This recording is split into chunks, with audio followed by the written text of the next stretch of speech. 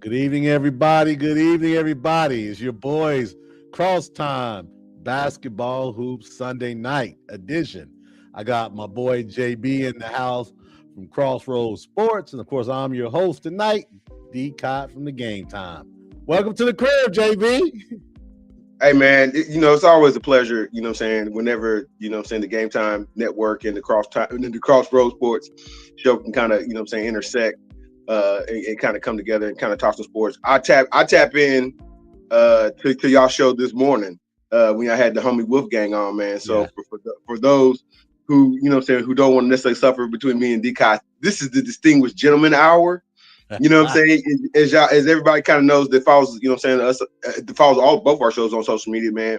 You know what I'm saying? You have another show with the homie Reggie that's not necessarily as distinguished, but you also have this, your regular show with the homie Isaiah Hoffman, who, hey man, at some point, man, he's gonna have to get a schedule together, and we're gonna have to get the young mind.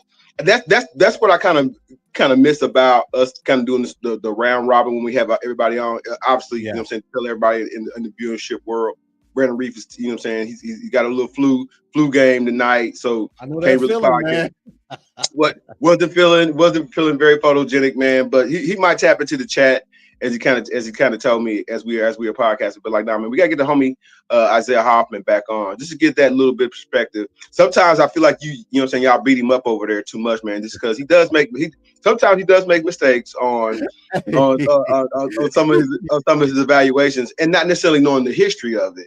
Right. And y'all automatically come like the nuns, you know what I'm saying? Slap him on the knuckles, man. So, but like, no, man, he takes it well, man. He takes it well, man. And then him and his homie, man, they come up with some pretty good late night content as well, man. If you follow them, man, you know what I'm saying? For those who think the NBA is dead, you know what I'm saying? No, it's very much alive, man. They kind of keep it up with their chatter. For sure, man. Positive and negative debate. But nah, man, you know what I'm saying? This is, like I said, this is the Distinguished Gentleman Hour. There will be no shouting. There will be no yelling. We need a cigar. We need a cigar. We need some cigars while we just sitting back, have a little cognac or something, Sponsorship. Hello. Come on with the cognac. But like, no, man. So I don't know, you know what I'm saying? It's, everybody kind of knows my phrase, the page. This is the basketball world. And, you know what I'm saying? Tonight, I hope it's my effort, D-Kai, to not necessarily, it's going to happen, to blend the waters between college basketball and professional basketball. It's going to happen, but I want to just make sure that when we do these segments, man, we are focusing and then we transition properly, man, because yes, a lot of these guys coming to, you know what I'm saying, in the college basketball world are coming to the end of the season. And yes, they are probably looking with their draft selection that they might be, because they have all the data that's been collected now, you know what I'm saying? Right. And now, their coaches are looking for, most of the coaches, the blue blood ones, are looking for a push from some of these stars, man. And I don't necessarily know if they are getting it, you know what I'm saying? But like, no, man, wherever you want to start at, if you want to start at NBA first, if you want to start collegiately first, and a little bit, you know what I'm saying, wizard behind the curtain, y'all. We're gonna talk a little football. Because the combine is here in the Circle City, man. The combine, I got D-Cod on. We got D-Cod on, man. D-Cod loves football. You know what I'm saying? Collegiate football for darn sure. Yeah. And the combine is here, and in the Circle City, there's no way we couldn't talk about it. So, man, with D-Cod, spin the wheel. Even if you want to talk the boring ass Arizona Wildcats, man. I didn't think Coy Pete was going to be back until middle of this coming week. And he played pretty well for a guy that had been out, almost 2 weeks. He didn't do bad for himself. The thing for me is this is the elephant in the room, man, and I want to hit it because, I'm not gonna say I was the first, but I was one of the first to hit on this Darryn Peterson thing about the cramps and the flu thing. And Coach Will was on today. He had talked about. He said those are some of his concerns as well. But here's my thought on Darryn Peterson. From a draft perspective, man, in 1st of December, he was my guy. No ifs, ands, and buts about it, right? Okay. JB, he slipped. He's not going to leave my top 5, but he's slipping that 3-4-ish range for me only because what we don't know. And I'm not gonna say this is because what we don't know. And then the other flip side, the flip side of that is AJ looking pretty damn good, man. The Bonds are looking, Yeah, I tried to. Me and Brandon kind of went back and forth this past Wednesday on this, man. And like it's still for me, slam dunk. It's still AJ DeBonsa. There's really no like question marks of like, anything around him. You know what I'm saying? This still got to get stronger, got to get, bigger. You know what I'm saying? And get better with his three ball and his free throw shooting. But everything else, all the other boxes kind of check off with him. All the other boxes kind of check off with him. I want to get back to the game last night between Kansas, man. So data from last year's data, man. Fleury, I don't want to mess up his last name, but you know who I'm talking about, the homie from Kokomo, who ended up, not playing for Indiana school, man. But last year, man, it was kind of evident, man. They didn't have good point guard play, and he is, since his stat line struggled. This year, better guard play, especially with this, even with this kid being in and out, Peterson can't be in and out. But like last night, man, the kid gunned him out. Badunga looked, there's his last name. Badunga looked like a regular soldier, and the front line, they can't. Bill Self has to be supremely frustrated because, like I said at the beginning of the segment, it's the end of the season. Like all the Maui Classics and the Siennas that might have, we got the fan hyped up over, that's over. I have to put I'm not going to the NBA. Bill Self is not going to the NBA no time soon. Never. No. You know what I'm saying? So the people that believe in Bill Self and all the Jayhawks people, man, include the fandom, this is where they want him to this is where you put your where we get to the Final Four. Yeah, no, I would agree. And to a point, my boy Corey chimed in and he said, Trey White's their key, key for Kansas. He's a Kansas fan, big Jayhawk fan. He talked about that, but also I like Badinga because when he was motivated, the game when they lost against Arizona, when Darryn played, Badinga was a man amongst. Well, he's the only guy to me that came to play that game. He's real, man, and I like his game, but it looks to me on that Kansas thing, does it look like they're kind of tired of the story? When you watch the game last, think about when you watch the game last night. All these dudes got pedigree. That's another thing. All these dudes have pedigree. All these dudes have brand. All these dudes, Fleury Badunga last year, he thought he's going to be one and done. He trying to get to the NBA too. Yeah, you know what I'm saying? So for a minute.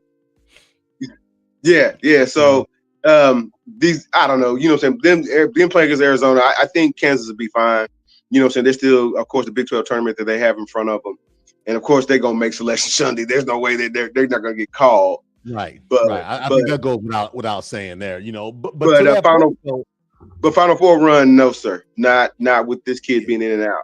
Don't you? I'm gonna say you need that difference maker, right?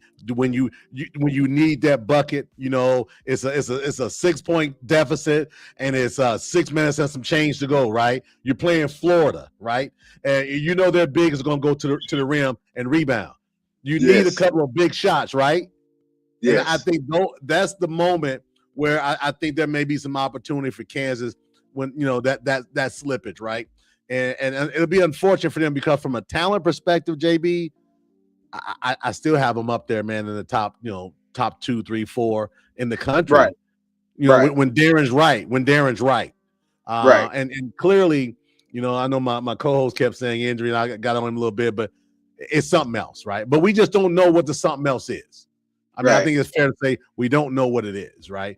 But to that point, as a pivot, did you see what Florida did to Arkansas last night and my boy D. Cuff Jr.?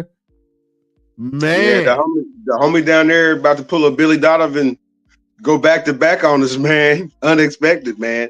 He's got a good front line of guys, whether it's Thomas Hall or even the other the senior that comes off the bench who look like he's been playing Xbox for 36 hours and just kind of comes in and gives you, gives you 6 rebounds a game, man. Yeah. But like no, he's got the backcourt is playing competent. They didn't really turn the ball over a whole hell of a lot yesterday. They turned A Cup into a gunner. You know what I'm saying? Somewhat of a gunner. Try to prove something, didn't it? Didn't it what it looked like for a little bit of that? Let me take you from years back. This reminded me a little bit LaBradford Smith and Rex Chapman, Louisville, Kentucky. Back when LaBradford Smith was going, because remember LaBradford was the hotshot freshman coming into Louisville, and Rex Mania was all over the place. It kind of felt a little bit like A-Cuff wanted to be that right last night, and when it didn't happen, he started forcing things in that first half. Because then some of his riding buddies didn't necessarily show up as well. I think Brazil had a zilch stat line. And again, Arkansas has to play very fast, and it ain't just him. Even though he's put up, magnificent numbers this year, it ain't just him. If I'm Arkansas, yes, they definitely got to lick their wounds, and yes, definitely have to be concerned of getting, through the rounds. They put up 111 points. You know what I'm saying? In a college basketball game, and they said uncle about 12 minutes ago in the second half, man. Yeah. Did you see Coach Cal and Florida coach kind of going at it? They both got double text. Yeah, it was 2 weeks ago, and that's probably because some of the Arkansas players on the other side now. But like, nah, man. 2 weeks ago, man, Arkansas wasn't. I was kind of singing Calipari's praises of kind of having his team kind of finally focused, and at least so he had three amigos kind of up as zip time guys. If he don't have the three, he had two yesterday. And one was kind of forcing it. Like I said, A-Cup was kind of forcing it. If he doesn't have a three, like they won't go far in the tournament. They'll make the tournament. They'll of course get selected, but as far as them getting far, 316 or better, I couldn't see. They've had a good 4 or 5 week run, even though they lost to Bama in that double overtime game. They had like 2 guys out, maybe 3 guys out, and then they had guys who hadn't played, and they gave Bama all they wanted plus some. That's the night that A-Cup got 49. I still like what Arkansas has done from November to now. Everybody throws a goose egg, man. Everybody throws a haymaker at you, and you just can't get up off the canvas. Those things happen, right? But with that thought process is, how does Arkansas respond, right? Because I feel like Florida is a Final Four team, right? So there's no shame in losing on the road to a Final Four team with 2 7-footers that have skill, right? Right. So how do they bounce back in the SEC, and then how do they play in that tournament? Because if they get where they want to be, it's a strong chance they'll be playing Florida again, man. Absolutely. I don't know if you got a chance to see any of Texas Tech. Hey, sorry, JB. Eli, one of our viewers just said Purdue Final Four team. I'm sorry, man. I'm not laughing. I'm laughing with you. I'm laughing at you, Eli. Stop the madness. If anybody follows Crossroads Sports, man, they know we're very Purdue favorable. I was going to go ham. I was going to go in on Texas Tech. Not bad, but we'll switch to Purdue real quick, man. Real in up down game, man. You have to be concerned about you get Final Four. I don't know if he's being sarcastic or not. You have to be concerned about. I don't know. The play. Purdue likes to play inside out, however you want to see it. And I know Braden Smith is kind of ball dominant. He does a whole lot of. Looks like the collegiate version of Steve Nash when he's at Santa Clara, right? Just a little bit. I can't give him Bobby Hurley just yet, but they still like to play inside out. They're getting good play from the Power Force by Theo that dude Kaufman Wren. Theo, his name ain't Theo, but Kaufman Wren gives them what you normally want to get out of that position. A double, not necessarily a double, but he's close to a double. You know what I'm saying? At least 15 and 8 rebounds, man. The kid Clough. I don't know. You know what I'm saying? I don't know if it's a cultural thing, man. I don't know if he thought it was going to be easy, man. But there's definitely I'm looking at the whole season. Like, dude, like you have to understand, man. There's like when you come to this blue blood team, like you know what I'm saying. Just because you're 6'11", man, you can't lean on that. You have to continue to work. He got apparently got a big time payday to come to Purdue. And I guess I assumed it was probably to, you know what I'm saying, to get some development. You know what I'm saying? Where better else to develop a big man than with the Purdue Boilermakers? However, here's where we're gonna go with that. Development is one thing, getting paid is another thing. The production and these losses kind of falls on his heavy shoulders, man. Australia or not, man. Like, dude, you cannot have more points. You cannot have the same amount of points as rebounds. 5 points, this loss, 19 minutes, 5 fouls. That means he fouled out, so they know he didn't get injured, y'all. Know he, maybe his feelings got hurt. I don't know. And 5 rebounds, man. So that throws Purdue all off. Lawyer is not. I wish he was. He's not Luke Kennard Jr.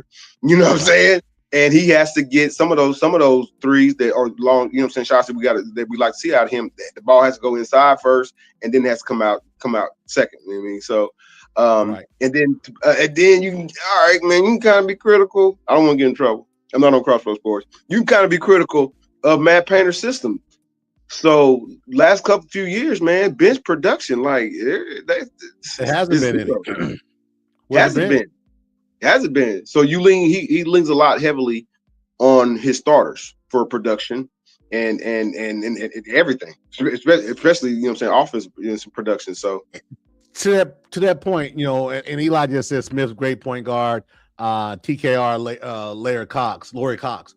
My question is he leaning too much on Smith? And I don't know that he is or isn't, but is he leaning too much on Smith? And because I think Smith is not the guy to be able to carry the load like other point guards that are on top tier teams have been able to do, more than just, you know, handle the ball. He's got the ball in his hands an awful lot. Yeah, not if you don't have, like, all of his shots ain't Steph Curry, Davidson. Right. So unless he got somebody out there besides Coffin Wren does his thing, man. But again, you're talking about 6'7" guy who's probably playing a little bit undersized his damn self, but does his due diligence, man. So I got no qualms with anything Coffin Wren has put on tape. None. When you talk about it, and if you talk about him going to the NBA, that's a whole nother list of variables, man. Yeah. But like, nah, man, the kid, even the other kid, the return this past year, Jacobson, the 7-footer, man. Kind of showed some ability to be a pop out kind of stretch big, and again, you know, so limited minutes. Isn't hurt, but again, limited minutes, gets in foul trouble. So again, man, and that's kind of like a homegrown guy. So Purdue, do not panic West Lafayette, though. Do not panic West Lafayette. You got to still see the bracket, and then we still got the Big Ten tournament. Yeah, they got a really good team, a really, really good team. I believe that Purdue is really dependent on the matchup when they get to the tournament, though. Now, I'm not talking about the Big Ten tournament. Really big, because it seems as though they're a pedestrian type team that doesn't get up and down the court, right? And have that wing, that Jaden Ivey wing, and he wasn't a wing, obviously, he's in the backcourt. That guy that you can make a splash play, right? Yeah, I just don't see that in Purdue, and I know I get a lot of grief from what's his name about it, saying I'm a hater, but I'm just calling it the fact. I don't see, when Purdue is down 6, where do you go? 6 minutes ago, where do you go? Got to have a bucket. It's not a hope. It's not a draw foul. It's a bucket. It's a field on from last night with Tennessee. It's that, right? Falon. I always mispronounce it. Falon from Alabama when they played Tennessee. Yeah. So something like that, right? I'm not saying he's number one player pick. No, but I'm just saying when they gave him the ball, you see how he shook his head and said, "You gonna switch this guy on me?" And he took his time. He hesitated. He jab stepped him. He tested him. Came back. Switched to the 15-footer like it was nothing. I just don't see Purdue having that guy. And I think with so much talent staying in college basketball from last year and so much talent coming in, I think that's going to be a struggle, man. I still think they're a Sweet 16 team. Yeah. Just because like everybody don't have the front line just never match up with them. You know what I'm saying? Either you got some bigs that can look they bigs face to face, or you got some supremely athletic dudes that they bigs can't necessarily keep up with. And everybody, like I said, everybody doesn't have that. Right. Yeah. And that's not to belabor the point about Purdue, not to dig on them, but I want to give them love. We're in Indiana. We gotta get on these losers. Y'all represented because I was gonna go to them next. It's gonna be real quick about. We gotta get on these losers. But hold on, damn it. Here's the air going out there below. I upgraded them, D-Cup. I upgraded them from 9 to 14. Now we stuck on 17, man. What are we doing, Dennis? What's I said talent. I told my adversary, I said it's talent. He's all they need a big guy. Well, all big guys can't play. I think they need an infusion of talent in Bloomington. And I'm not talking about one or two guys. They need a class that Kelvin Sampson brought when he brought our boy from North Central High School in when he stole from Illinois, right? I think he needs an influx of exactly. I just think he needs that type of influx in talent. What do you think? IU, like I said, is just a jump shooting team. When they have it working on all cylinders and they don't necessarily have and the matchup is favorable to them, meaning like they're not playing a team like a Florida or a team, you know what I'm saying, that with a stunning front line. And they can play a little scrappy with you, man. But they do not have watching today was hard, man. They don't have no point guard. Ain't no point guard out there. Ain't no point. They do a lot of passing. They do share the ball and all those things, man. But there's no point guard out there. There's no Yogi Ferrell. There's no breaking down. I would never say no Isaiah Thomas. You know what I'm saying? Right. But there's really no general out there. And the captain of the team is DeVries, the son. Which is fine, but again, he's not a playmaker. Right. You know what I'm saying? Make some shots, absolutely, man. He hit a couple, man. He hit a couple. Hey, man, he hit a couple, man. I thought it was Reggie Miller out there, Fred. He was so deep, man. But like, we're not talking. Like I said, they're a jump shooting team. I doubt they have to win the Big Ten tournament. D-Cot. I'm not. They have to not 2 games. They got to win the Big Ten tournament. Even with the win at Purdue. Against Purdue, you're racist. This kind of racist. That's their best win. That's their best win, obviously. Yep. What if they line up with, say, maybe a Nebraska or an Illinois, and happen to find a way to beat one of those, a team like that? Not maybe Michigan State. Unfortunately, the Big Ten champions, the Big Ten tournament is in Chicago this year. And it damn near might be I don't necessarily think it's going to be an Illinois just run away with it because Michigan's going to have to say something about everything, even though they had an injury, somewhat of a significant injury with a player. You know what I'm saying, this past game he's out with an ACL. But nah, man, Nebraska will go on a neutral court like that, like it kind of be in Chicago against IU. Nebraska go Derek Bird on IU, and they won't know what the hell hit them. You know what I'm saying? It'll be 3 here, 3. You know what I mean? And I'm not cheering for that. I want more. D-Cot, everybody in watching knows. I want more Indiana teams. I'm trying to figure out a way how to get Valpo in. They got a black coach. They got a black coach. God bless him, man. You know they don't get no daggone funds and no love down in Valpo. You know what I'm saying? He's trying to. You know what I'm saying? I'm trying to get Valpo. Hell, Ball State got a sniper's chance to get in if they win their tournament in the MAC. So. But like no, if I have to show any type of fandom, which you're not necessarily opposed to as a sportscaster, I am very pro Indiana and they care. In the Midwest, Jalen Rose said a couple weeks ago, man, he said Midwesterners just care about basketball more than anybody. This is true. Yeah, this is true. Midwesterners just love that from Indiana, Michigan, Ohio. Like it's Kentucky. I don't know, Illinois. You know what I'm saying? But on a neutral court, I don't think IU they don't have enough to beat the Illinois and Nebraskas of the world. Not this year.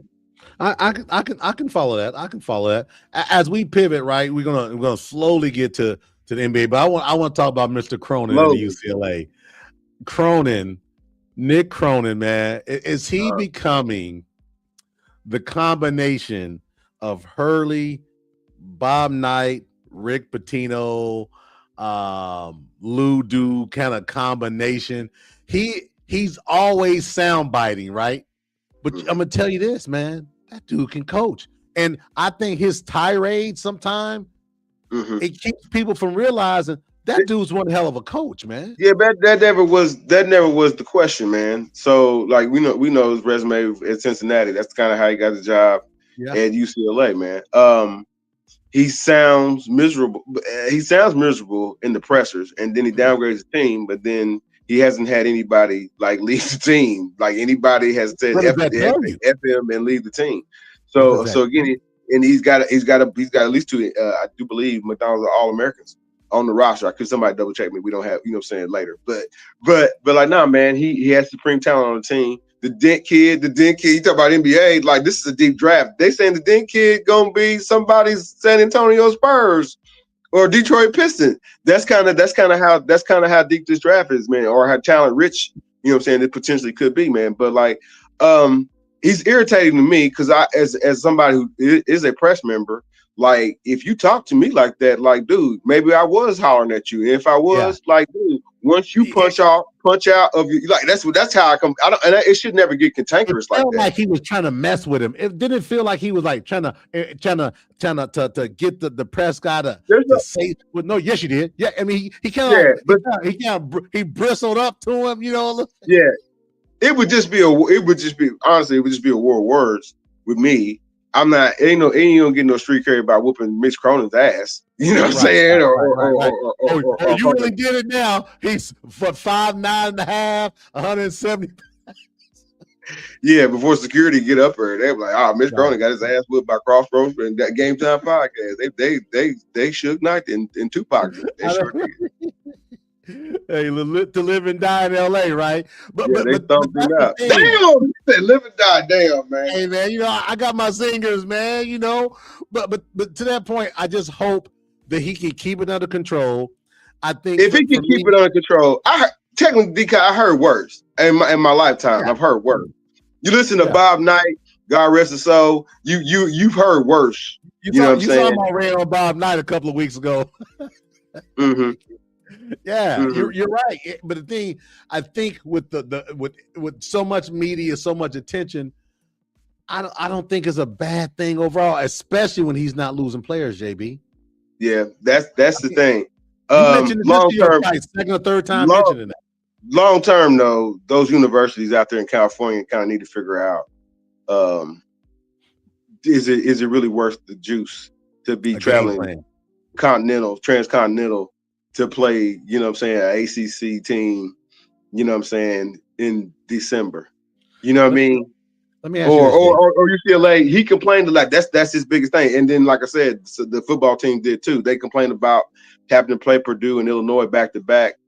You know what I'm saying? In weekends. Yep. So let me ask us. This is new, right? This is new. Pac-12 and Big Ten is new, right? What I was thinking about this. I was thinking about it. Like you go on a vacation. You take 10 days, you post up, say Cincinnati, Ohio, wherever, right? And you stay there, especially basketball, right? Because you got 4 games you can play in a 12-day period, right? Mm-hmm. You post up, bring your tutors, right? Because they all have tutors and everything like that. Technically, they can bring their laptops. They bring the Chromebooks, so that you can get all this. Right. But right. My point being is, you can post up, man.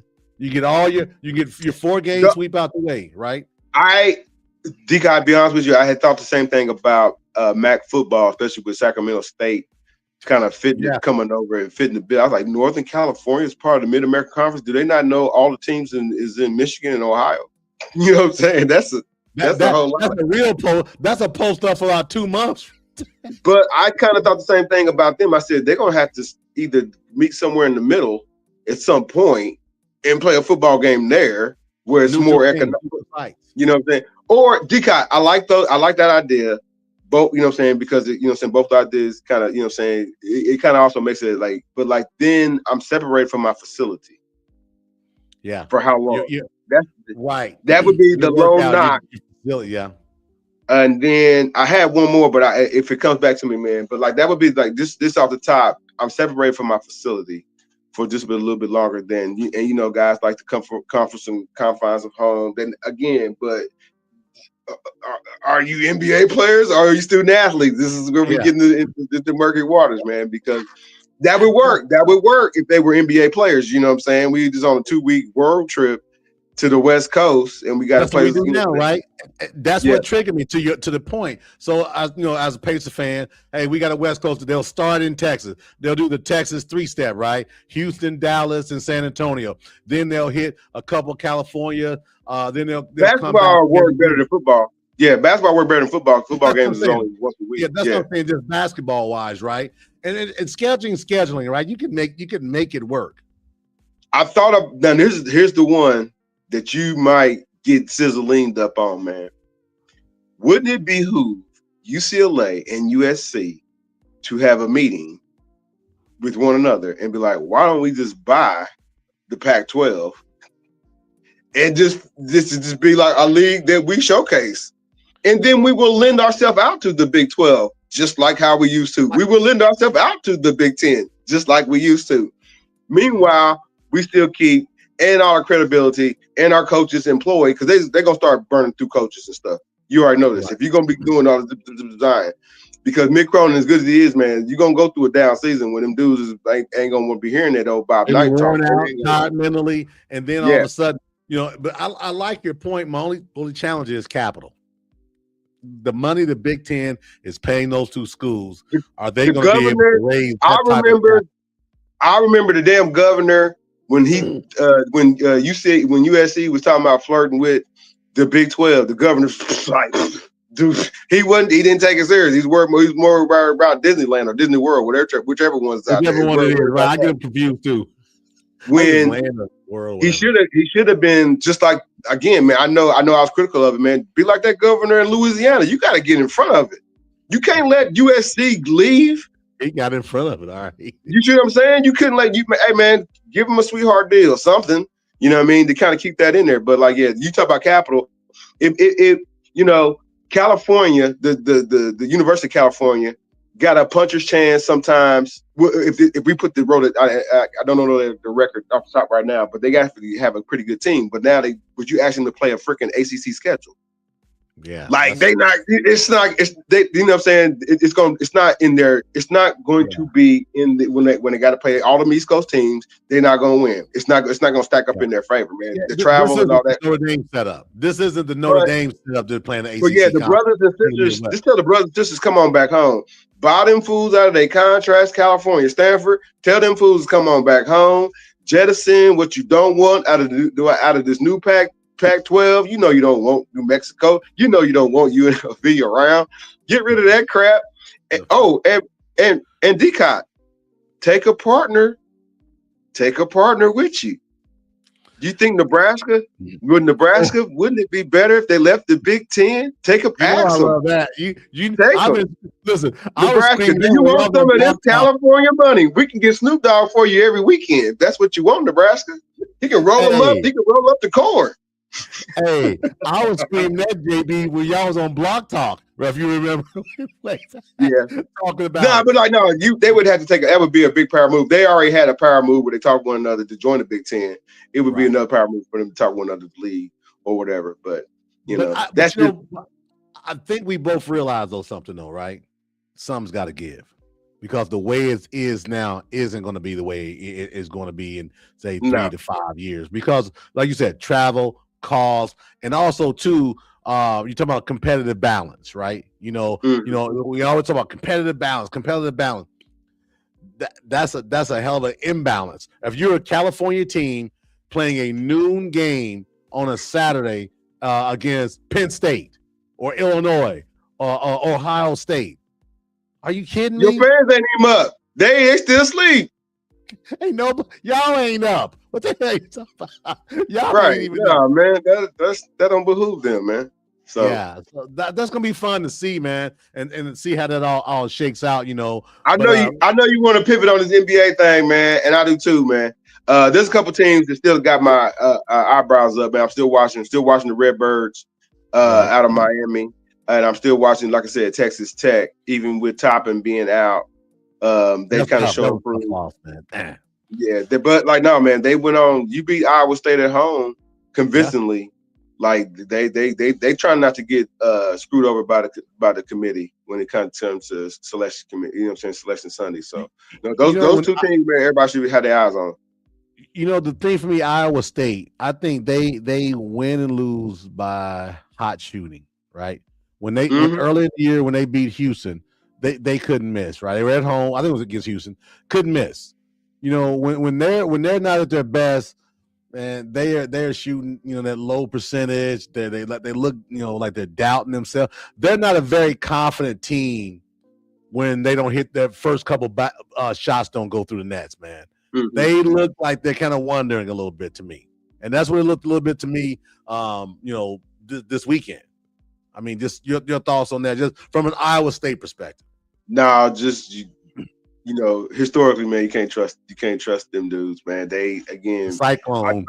I tell you, man, like certain programs, like they just check out. They they're like after they get their 20th victory or whatever, or they beat two good teams convincingly, you know what I'm saying? They know the world and already knows their names or at least in their little hemisphere, and it whatever goal has already been satisfied. And like, you know, the winning basketball, that's why, hey man, Deacon, I you know, Duke still looks super strong, man. No weakness. Everybody doesn't necessarily like it, you know what I mean, or doesn't necessarily. I wanted to go back a little pushback on Wolfgang was saying. He said like the homie ain't skilled. I still think Boozer is still somewhat of a bull in the China shop, but that's just because the college game is so tight defensively. I still think flat-footed, man, he's still a pretty good jump shooter from outside, and he's got a nice little jump shot from shot. I will agree, maybe not necessarily who I want to say build my franchise around, number one, but as a piece of the team. But like, nah, Duke still looks awesome. Take teams apart. I would be when they do again, if they have to match up against a Florida, that's going to be very, very interesting. And then you know what I'm saying, playing Arizona is going to be interesting as well, because those teams kind of mirror one another. I want to go. Arizona got the Italian dude. You know, so I almost want to say forget about it. You know what I'm saying? You know what I'm saying? He's really that good. So, but like, no, I want to share this. You brought this up. I want to share this with you. Screen share. You know, so the tankathon, right? So my hope and my wish would be just this. It would absolutely be Caleb Wilson after Pacers get the 4th pick, getting Caleb Wilson. I still think there's going to be some team. That's it could the thing, keep on banging the drum. After AJ Batanza, however you feel about Darryn Peterson, okay, if we find out he got a PP problem, you got to go use the bathroom real quick. There's no wrong answer from 2 to 6. No, there's no wrong answer. No. Now, what you want to get is number one.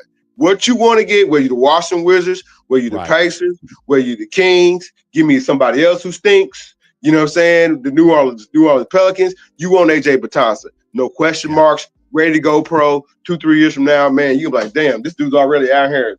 3 years after that, you can be like, damn, we might have something LeBron-like in 6 years. Yeah. I said LeBron-like. I didn't say LeBron. I said LeBron-like. I got you. You know what I'm saying? After that, there ain't no wrong answer. Kingston Flemings, man, he's only 18, 19 years old. I sit his little ass down, man, give him some ice cream. And in three more years, man, you might have Mitch Richmond. Don't let him go crazy. Don't give him $55 million up front, because then he's going to go crazy, and you're going to have a head case. You're going to have, you know what I'm saying, what's one of them other flameouts they had in Washington that they keep on trading, you know what I'm saying, over and over again. But like, no, man, there is no really wrong answers. And then D-Cod, like the Keaton Wagler kid, he's not even a lottery pick, but he's going to be a first rounder. You would want to have that on your team. The kid from Illinois. That's where I think the teams in that 10 to 20 range are going to eat, JB. Yes, we know. I think a playoff team is going to get a future All-Star. Think about this, JB. Multiple playoff teams are going to get a future All-Star in this year's draft. I'm trying to think where I wrote my notes, man. There's potential that there's potential. Even with he slid down just a little bit, and unfortunately because of the injury, he slid down even more. JT Thompson could be a pacer. Yeah. And and the way D-Cod love it, you know what I'm saying? He be like, hey man, Bio be topping, or keep put both toppings out there by February. Topping to start playing in February. This topping, if the Pacers did draft him, whoever drafts him, he could be a Boston Celtics the late rounder. He could be a Boston Celtics. That'd be illegal. Yeah, that would be illegal. Or Decot, it would be something that you could package together if you're the Boston Celtics or the Pacers, and say, hey man, we got this rising potential starter. I can't say Toppin is going to be. I kind of got him in a reserve role already. You know what I'm saying? Somebody called me disrespectful when I said Robert Horry. There ain't no disrespect, and if somebody being a stretch forward, they can play either forward and can guard centers. Man, I think that's what I think JT Toppin can be in this league. You know what I'm saying? Once he gets more athletic, a little bit more athletic. But man, you go down the line, man. And if you're telling me Braylon Mullins or even the other kid, this other kid, oh my God, I went down a wormhole, man. Iowa took a transfer of the kid from Drake, the Sturts kid. Okay. They like him. The NBA scouts love him. The NBA scouts love him, and he's leveled up. And even with Big Ten play, even though I was on the bubble, all those things, man, he might be playing. They said they would take him over Dillingham right now in Minnesota. They would take him. They say he's a legit 6'4", and he can score. He's slated at 19 right now.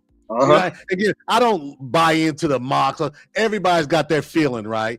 But in that neighborhood at 19, you get a guy like once you watch him, be like I you know what I'm saying. I watch a whole lot of guard play. I kind of said Wilkerson, the kid from IU. You know what I'm saying? Who came out of nowhere? I mean, he toiled down there in Sam Houston, and now he came on the scene here at IU. Again, don't necessarily have all what you need out of a guard. He's going to have to play point guard, but he's got a good shot. And then open run play, like the summer league's going to be. I think he's going to get even more eyes and ears on him. Where you know what I'm saying, teams going to want him to have on their team. Yeah, and then potentially get to maybe second round draft. You know what I'm saying, potentially if you don't get drafted. You know what I mean? He'll definitely be in the summer league for sure. But this is kind of what.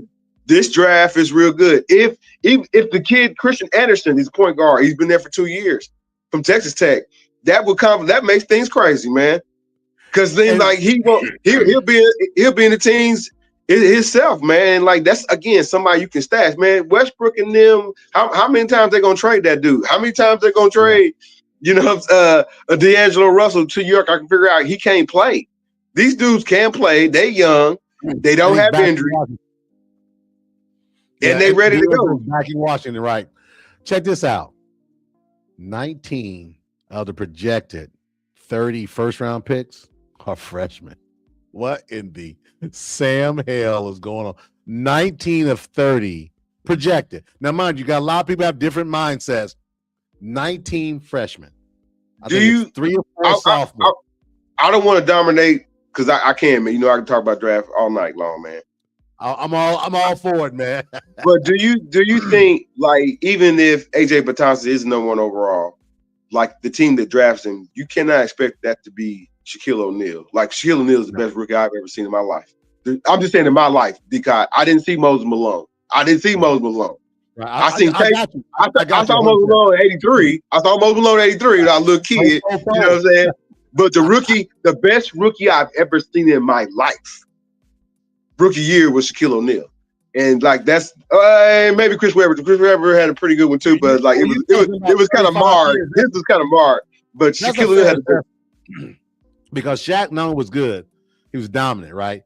He pushed around Patrick Ewing in his early years, first and second year, like Ewing was a scrub. Now Ewing's going to go down, has gone down as one of the all-time greats. This dude was a rookie pushing him around. I remember in Orlando pushing Ewing around. So to your point, I would absolutely take Shaq. I know you're going to have some people, oh, what about LeBron? No. As a rookie, LeBron wasn't as dominant as Shaquille O'Neal was. No, I'm not going to disrespect LeBron James, but Shaquille O'Neal had the best rookie season I have ever in my lifetime. I mean, you talking about, you know, he kind of met his match his first year against David Robinson, but after that second and third year, man, he caught up with David Robinson real fast. Real quick. Real fast. But like, no, man, everybody you can't expect, you know what I'm saying, even a guy like AJ Batanza to come in and be dominant You know what I'm saying? Like that. I wouldn't even say Cooper Flag. Cooper Flag is very flashy and very highlight reel, but it's not. And we know in 2-3 years, you know what I'm saying, it's going to be, you know what I'm saying, where they run everything through him. But you know, this rookie year, everybody can't necessarily be like Shaq. So again, a lot of these guys, 18, 19 years old, 20 years old, freshman years old, you know what I'm saying, don't expect Moses Malone. You know what I'm saying, just coming out the gates, man. I like you said, Kingston. These kids got to learn how to play point guard, as the great John Stockton would say. You know what I'm saying? And be honest with you, man. So I hope, you know what I'm saying, you would, you know, I know it's crazy with CP3 being out there. I hope he might kind of find his way on somebody's roster. You know what I'm saying? To kind of you think he was just saying that because he's frustrated and he didn't get on a roster by the All-Star break? Do you think he recharges his batteries this summer? You look at his tape, D-Cot, it was over 5 years ago, man. It was over 5 years ago, man. So you think you know he's what I'm saying? You think he's done? Yeah. Okay. Yeah. Like, why do you want to keep on playing for, you know what I'm saying, a different team after different team? You know? What's really like you're not even hitching the not even check, like Spurs had him at one point. You would thought they kind of would have retained him. They was like, no, get Chris Paul up out of here. We got who we got. Wrong. That JB, that's why I thought something was wrong. And a lot of people knocking the Clippers. Oh, they should have done this to him. And you know, you said the players, this is no way to go out. Maybe he created that way to go out. You know, and I wasn't there and I wasn't in the locker room, but you leave OKC, Phoenix, OKC. Then, like I say, you go to the Clippers. You're in San Antonio for that year before. I mean, if somebody should say, listen, you're not gonna take $40 million a year, and right? Saying, no, we're good. But you can get what you can get. Like, you can get better out of Chris Paul, man. Again, man. At this point in his career, that's what I would say. At this point, the rookies coming in, heck, there's guys, you know what I'm saying, on rosters right now that get more minutes than Chris Paul and get, you know what I'm saying, defensive effort, you know what I'm saying, shot making ability. Like, no, I thought it was over 5 years ago, man, but he's been kind of hanging on because of his name. Okay. So as we pivot, we go on the last quarter of the show. Let's talk about the underwear Olympics, man. Downtown at Lucas Oil Stadium. Come on, man. It's busy down there, man. Here's what I hear. Oh, insert name here has made himself some money. Insert name here has made himself some money. Give me your money, guys, man. Well, the first name gonna come out of my mouth. You're gonna like. He probably won't be the first edge rusher off the board, but he's probably gonna be the second one. Is the kid from Miami, Ruben Baines. They had some funky little questions about his arm length or whatever. But like, he's got the push. He's gonna be able to play a position. And outside of the Raiders, everybody, that's what they're looking at, edge rusher. That's what they're looking at, edge rusher. The other edge rusher that probably pops more than Bang is the David Bailey from Texas Tech. Well, I like him, but you know who I liked all year long and removing the underwear Olympics? Arvell Reese out of Ohio State. I know that the Sonny Styles did better in the workouts, but man, Arvell Reese was there all year long. You open up a can of worms when you say Ohio State, because this is their draft. Man, this is their draft invitational. Dude. I don't know where y'all other co-host is, man. The homie Ramon, but this is their draft. From Arvell Reese to, hold on, like I said, Carnell Tate, the wideout, Caden McDonald, Sonny Styles. You know what I'm saying? All those dudes should be first rounders. All those dudes should be first round. They're gonna all be first rounders. But here's what I'm gonna tell you this. One of those guys we've named, and we've named about 5 or 6 guys. We haven't hit the quarterback yet and that type of thing. My man out of Arkansas who just jumped off, they said, oh, he made himself a lot of money. I saw a lot of missed throws from the youngster out of Arkansas. I think he verticaled 43. He ran a 4.37. His standing broad was 11 and some change. You want to make him a wideout? You want to make him a wideout? Scott K. JB, we didn't talk about this. Crossroads Sports sponsor Scott K. Nichols, State Farm Insurance said he won't make him a wideout. I was like, man, we ain't trying to know if he's a quarterback. He's a quarterback. Taylor Green is an athlete. And you know who he reminds me a little bit? He reminded me a little bit of Pryor that was at Ohio State quarterback that would have went to Penn State. If Paterno would have been in this mess. I mean, better athlete, not as good a thrower as Pryor, right? Okay, but he's a better athlete. But I saw Taylor Green playing the SEC this year because obviously my boys. He didn't look bad in the offense they had. Now, that was Bobby Petrino's offense. Now, Bobby has gone to North Carolina now.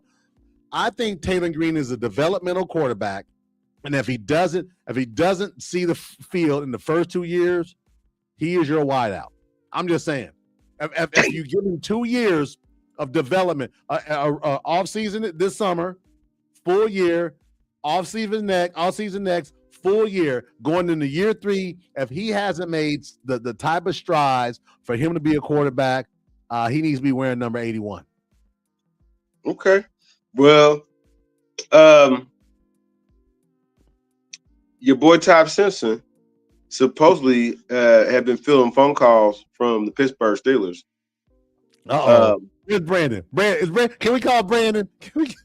I told Brandon already. The bad signal, Brandon. Ty should fall somewhere in the teens, if not 20. Yeah, I wouldn't be. That's not a stretch for him. If you take him top 12, you kind of stretching. He's come in at the right time, man. He had the best year he could have had with that program. Mm-hmm. You know, 4-year guy. One full season. He only played one season. Guess what?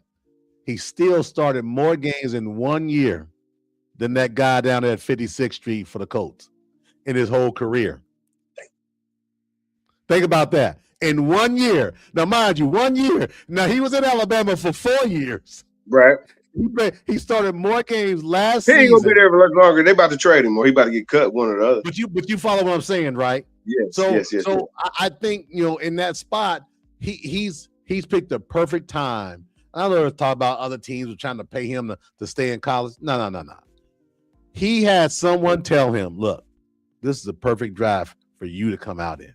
This is perfect. Because if you're talking about a quarterback heavy draft, he's probably a 3rd round pick. Yeah. In a quarterback head. Now when so many teams are devoid of quarterback play, you got 7 teams, 8 teams that need a quarterback. Now. Yeah. He's man, he'd be a fool to play another year of college football. Yeah. So he's gonna be a 1st round pick. I think there's gonna be 2 quarterbacks in the 1st round. Obviously, my guy, the great Mr. Mendoza. We don't call him by Fernando anymore. We call him Mr. Mendoza on the show. And then you've got, my guy out of Bama.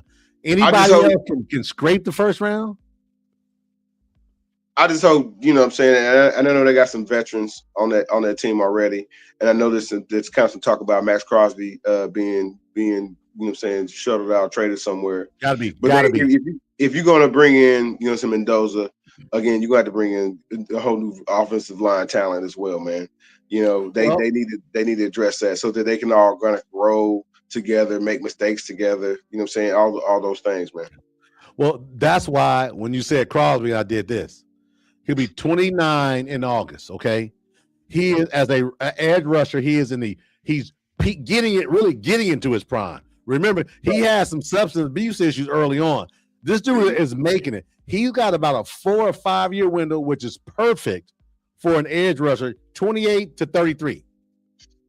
He probably ends up one of them California teams. So I'm going to tell you this: Tom Brady, whomever is at the helm, right? Just win, baby. You've got, and I love Max Crosby, but if you want your quarterback. If you want to give your quarterback a fighting chance, because I got a feeling he's going to be starting this year. I don't want him to start, but I got a feeling he's going to be starting. He's got to have a fighting chance. The only way he can have a fighting chance is having 5 guys in front of him that can protect him. Because Bauer's on the outside as a tight end. You got your running back play. You got that covered, right? You've got some decent receivers, but you let my guy go last year when he asked for a trade. What's his was in New England? the receiver, Jacoby Myers. Okay. He left. So you need a receiver, a top end receiver. I would say a speed guy, and then you need that offensive line to give him. The defense is going to have its challenges, but man, it doesn't matter because if your line can't protect you, I don't give a damn. You got the 78 steel curtain. It ain't gonna matter. This draft also is deep in receiver as well. Yeah. You know what I mean? So Amari Cooper name gonna be floated out there. The other kid from Washington, if you gave a damn watch any of that Big Ten, Pac-12 football, was Denzel Boston. His name is gonna be out there as a high pick, which might kind of cause some cap casualties here in Indiana with the Colts and whatnot. If you know what I'm saying, if it's Pittman, you know what I'm saying, Pittman Jr. or Alec Pierce, who they kind of keep or who they kind of whoever the franchise. Pittman, a lot of talk about Pittman Jr. I'm glad you said it, not me. People are telling me there's no way in the hell you keep Pittman over Alec Pierce. What is wrong with that GM and all of this? I'm gonna tell you this. I told y'all at the beginning of the season, at the end of the season, you got the worst GM in the league, and you decide to keep. Hey, man, this fool. You don't shade no league just because to make you look good, man. He got on the thing talking about somebody. I mean, they asked him. You know what I'm saying, about the NBA. He said, I wouldn't coach. He said, I told them I wouldn't coach them. I would general manager the NBA. I wouldn't work for them, and I never will. Friend, you barely working for the NFL now. This dude is a media ass kisser, right? Ain't nobody got time. Anybody got time for no daggone Ballard playing in the NBA? Not here with the Pacers, sir, respectfully. That would never work. That would never work. Listen to how ignorant this is.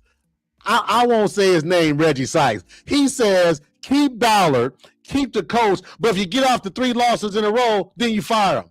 What the hell? If you're going to fire him now. Wait, 3 losses. Who are you going to get the coach, in week 4 in the NFL to run your team for the rest of the year? The coach, unfortunately, would be good enough will be bad enough to where they won't even get a chance to talk to Arch Manning next year. Yeah. The Colts need to be a 3-win team next year, and they'll be good enough. They'll be better than 3 wins, but they won't. They need to be. Arch Manning gonna be playing for Miami. What do they do at quarterback? What do the Colts do at quarterback, man? I know this is Crosstime Basketball, but this is our show. We can do what the hell we want. What do they do? What do the Colts do? Daniel Jones Achilles rupture. This isn't basketball or baseball. Guys are gonna be diving in his legs. His legs are his money. What are they gonna do at quarterback come September, man? Is he gonna be ready? I don't think he's gonna be ready. Then this might be the time to bottom out. This probably would be the time to bottom out, man. This would be the time to bottom out. Get in that Arch Manning sweepstakes, man. I don't believe in tanking of any kind or any sport, but Arch Manning is going to be the best quarterback available next year. No disrespect to Trinidad Chambers. He'll be there maybe picked in. I don't know. I don't have everybody who's coming into the draft just next year, but Arch Manning would be the one you want to have next year, number 1 overall. Curtis Painter ain't walking through that door, JB. Hey, don't do that. You know what today is, man. That's the anniversary of the homie Rick Pitino saying that, going through the frustration to be coming back to the NBA and the first time realizing that you are the head coach of the the Boston Celtics. And he came back with that heat talking about Kevin McHale, Robert Parrish, Larry Bird, they walking through that door. And if they are, they're gonna be now. He messed up when he said they old and gray. When you said that, man, he kind of sealed his fate. But like, dude, you replaced all that with like I said, Wayne Turner, man. You better be careful, bro. Be careful. Think about this. He had Chauncey Billups at one point and ISO Joe on his roster. At one point, he had Ron Mercer. Because if you remember, Chauncey Billups in that Colorado team spanked my Hoosiers in the second round of it would have been 90. Yeah, Chauncey went wild. Went wild on the backcourt. The team went wild that night, right? They had both ISO Joe and Chauncey Billups on the same roster. Well, at one point, wasn't that Chauncey Bill's second spot? Yeah, they're both both young, very young guys. But my point being is, it's called patience, man. Yeah. And he didn't have it, and he didn't fit the NBA, just like Coach Cal didn't fit the NBA prerequisite as well either. So sometimes guys, this is your spot. Patino, if Coach Willard from Villanova, who worked with Patino for like a number of years, just kind of said Patino was a madman. He said he was crazy and tyrannical. And that's not necessarily something we perceive when he projects when he talks to the media. But given some of his discretions, and like I said, what this coach is kind of saying, man, he probably wasn't necessarily. Is he a great coach? Absolutely, Hall of Famer. This necessarily wasn't the guy to be the head coach of the Boston Celtics at that time at all. What he was doing in Kentucky was what brought that, right? Just like my man in Florida, the old ball coach went to the Redskins, right? Same dynamic. You didn't belong there. Going back to college to finish off was a great thing, and you did okay. But no, good stuff all around, man. You know what? I might have to get a screen up called the Crosstime Show. We're gonna cross over a little bit. I'm hot right now because the draft is coming up next month. We got about 49 days for the draft starts, man. Yep. Oh, JB, we gonna have the coach might get blessed and get a Drew Aller. They might get blessed. Get Drew Aller, fall to him on a day 2 or something. I don't know. 6'2", I think 6'2", 209, man. Yeah, he might because he's not wowing him day one. He's not wowing anybody day 1 or anything like that.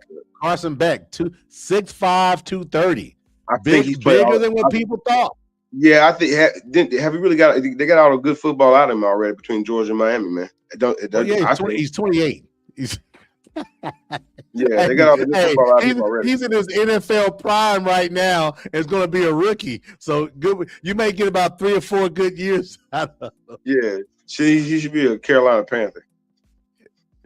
Back up, my boy Bryce. Okay. You got a 5'11" guy. You got a 6. Hey, contrasting in size, right? Yeah. Well, maybe so. But no, good stuff all around, man. What do you want to hit on for this week? What are y'all doing this week? Nothing special, man. Everybody can still kind of check for some of the clips that we kind of put out. We had a great interview with Coach Malin Morrison from the Red Rose Thunder, based out Lancaster, man. Check for that. This week, man, me and Brandon, also tomorrow, technically, man, the Horizon League tournament starts tomorrow, man. So IU Indy plays, I do believe, Cleveland State tomorrow. So I gotta get eyes and ears, if not boots on the streets on that. I gotta figure out where the daggone. Sorry, I just be real with you. I gotta figure out where the game. I think it's at the fairgrounds. I gotta figure out where the game's at tomorrow. Man, me and Brandon got to Horizon League tournament to kind of navigate through this week. Selection Sunday is next 2 weeks from now, right? 2 weeks from today. 2 weeks from today. 2 weeks from today. But this week we just be breaking down more sports. Sports don't stop. You know what I'm saying? Everybody knows Saturday, Sunday, Monday, Thursday, even, you know what I'm saying, even though your league might be on a rest, man, sports around here just don't stop, man. And like I said, man, you know what I'm saying, we shoot. Shame on me. I didn't want to break D-Cot's heart, man. Start talking about anything NASCAR related or IndyCar, but like, yeah, you know what I'm saying. We talk about that. We still gonna talk about some of that too as well on Wednesday, man. So like, no. Hey, brother, it's coming. It's coming for sure. You know, and ironic you say that too about the NASCAR. You saw what happened right today, right? What you talking about? Michael Jordan 3 in a row. The Reddick dude, like it's still early in the season, man. So yeah, the Reddick dude, like, nope, everybody ain't woke up just yet, man. But yeah, Michael Jordan's driver is just, you know, is knocking him out the park. You know. Well, it's something about 3-piece in Michael Jordan. Is he going to retire after this one and come back in 2 years and bring it back? The sports world don't want Michael Jordan. I wish Michael Jordan was more successful in basketball, honestly, than he is in racing. But it's a venture. It's a different venture. It's a power move, man, because one, honestly, man, a black man being an owner, where however being partial owner is like, that's unheard of. Excuse me. And now we even have some stars on the circuit. Bubba Wallace is I would consider a star. You know what I'm saying? Rising star. He necessarily legend just yet, but rising star. So we do have a presence, of African American presence. You know what I'm saying? Out there in a sport. You know what I'm saying? That predominantly, you know what I'm saying? There's no representation whatsoever. So, but no, I'll earn. You know what I'm saying? Jordan's got a quality team. I'm not the gearhead that Brandon Reeve and the Hoffman is. That's the 3 wide is coming. It's still coming, y'all. Hey, he's so hyped already, man. In our chat, I can just feel it. It just oozing, JB. I'm not feeling it. I ain't the gearhead that they are. I kind of just know the drivers and like the super important. Man, there's a race every weekend. You know what I'm saying? And some of them, and be honest with you, D-Cot, like once you get into IndyCar and some of the street races, man, it's kind of cool to see them rope off a real street, and not having in no stadium. But these dudes are driving in the daggone street, which is crazy, man. But like, no, man, we're gonna, like I said, we're gonna like folks kind of tapping both our networks, man. Our platforms gonna be look out for that. Look out for that for sure. Yeah. But like, now, man, hey, D-Cot, like I told you, it's been the Distinguished Gentleman Hour. That's right, man. We are gentlemen all day long on Sunday. You know, just give an update on us. We're gonna have our Botch a little bit of truth one day this week. I think Isaiah's going to do his overnight show tomorrow. We're gonna try to connect with my guy Mark Monteith. We're gonna do we're gonna try to do a trilogy, but part 2 is coming, I think, this week. He and I got to connect. The guy's a thesaurus when it comes to Indiana and sports, man. It just you say it and he just rolls, right? He got it. We got that, and then we may have a surprise or two. You never know. You may have something up your sleeve that people wasn't prepared for. So you never know. We'll see how it goes. But I appreciate you being on with me again. This is another good one, man. As always. Well, make sure Brandon gets better and gets the feeling strong for sure. And you and I will tap in this week, of course, as we always do. And special shout out to my guy Scott Moore, head coach at Grace College, NAIA. They got the championship game this Tuesday night at Grace. Good fortune for Scott Moore. He's been a great partner for the Game Time Network, and that dude's a hell of a coach, man. He's got talent, man. So man, I can't keep up with the Game Time. I just turn on my phone and these dudes be talking about sports. I be like, damn, I thought they didn't ask me to come on the show. I blame you. You and Brandon. I blame y'all too. If you all wouldn't let me rant, 5-6 years, I think it was Bryson's senior year.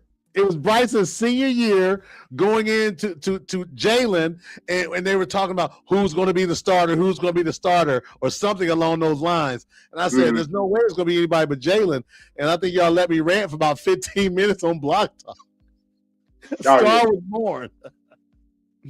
So man, I appreciate it. That's good stuff, and it's good to talk about this stuff, man. It's good stuff. Absolutely. So definitely, again, appreciate you very much. Show y'all. This has been the show. This has been the Crosstime Show. Your boy JB and D Cott doing our thing as usual. Y'all be safe. Have a good night and enjoy.